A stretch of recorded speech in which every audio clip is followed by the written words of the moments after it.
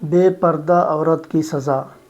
حضور نبی کریم صلی اللہ علیہ وآلہ وسلم نے ارشاد فرمایا کہ میں نے پہلی عورت کو دیکھا کہ وہ جہنم کے اندر اپنے بالوں کے ذریعہ لٹکی ہوئی ہے، تو اس کا جسم جل رہا ہے اور اس کا دماغ ہنڈیا کی طرح ابھر رہا ہے۔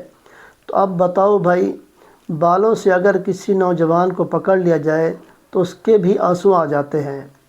عورت کے بال تو ویسے بھی لمبے ہوتے ہیں، تو ہم نے دیکھا کہ معصوم بچہ بھی ماں کے بال کھینچے تو تکلیف کی وجہ سے ماں کے آنسو نکل آتے ہیں۔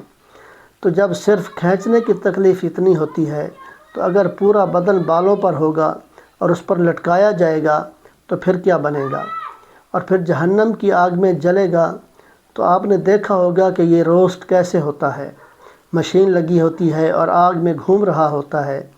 مجھے تو وہی منظر نظر آتا ہے کہ اللہ تعالیٰ بھی بالوں کے بل لٹکا دیں گے اور نیچے سے آگ جلا کر جسم کو روسٹ کریں گے۔ حضرت فاطمہ رضی اللہ تعالی عنہ نے پوچھا کہ اے اللہ کے نبی صلی اللہ علیہ وسلم، یہ سزا کس لیے ہو رہی تھی؟ تو حضور علیہ السلام نے ارشاد فرمایا کہ یہ وہ عورت تھی جو اپنے بالوں کو کٹواتی تھی اور بے پردہ گھومتی تھی، ننگے سر گھومتی تھی۔